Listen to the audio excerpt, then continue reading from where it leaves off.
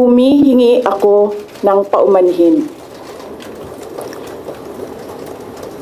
Patawad kung tinulungan ko mahalal si BBM. Yan ang naging pahayag ni Vice President Sara Duterte kasabay ng paghingi niya ng paumanhin sa pakikipag-alyansa noong 2022 elections kay Pangulong Ferdinand Marcos Jr.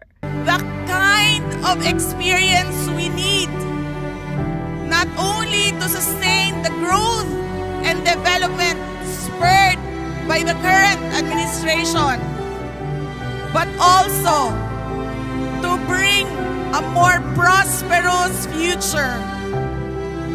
We must protect President Bongbong Marcos. Ngayon nilinaw ni VP Sara na bigo umano ang kasalukuyang administrasyon na tuparin ang mga pangakong reforma, partikular sa kalusugan, infrastruktura, ugnayang panlabas at kampanya kontra kriminalidad. Nakita ko na ang kawalan ng katapatan ni Bongbong Marcos Jr. sa mga pangakong binitawan noong kampanya. Dito kanyang inihayag ang intensyong tumakbo bilang Pangulo ng Bansa. Ako si Sara Duterte. Tatakbo bilang Pangulo ng Pilipinas. Matatandaan kinaharap ni VP Sara ang impeachment case noong nakaraang taon, ngunit ibinasura ng Supreme Court.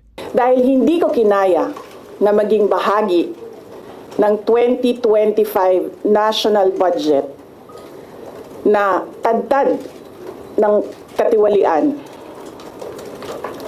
Pinili kong umalis sa kabinete kahit alam ko na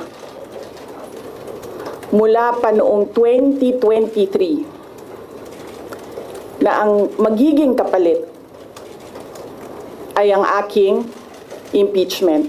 Sa kabila nito, nagpahayag ang Makabayan Bloc na ang maagang pag-anunsyo ni VP Sara ng pagtakbo sa 2028 ay isang desperadong hakbang upang umano'y ilihis ang usapin at umano'y takasan na rin ang pananagutan sa mga alegasyon ng korupsyon at maling paggamit ng confidential funds. Ang laban para sa pananagutan ay malinaw na hindi po pamumulitika at dapat hindi na talaga umiwas dun sa paniningil ng taong bayan. Ito si VP Sara Duterte.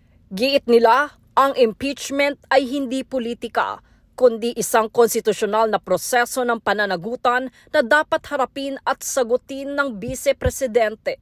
Hindi po pamumulitika yung paghahanap ng taong bayan ng pananagutan. At ang pag-file ng impeachment complaint at ang pag-insist na mag-go through ang impeachment process sa mga paraang nakalatag sa konstitusyon, nakalatag sa mga regulasyon ay nasa tama lang po. Jade Buhoy, nag-uulat para sa Golden Nation Network.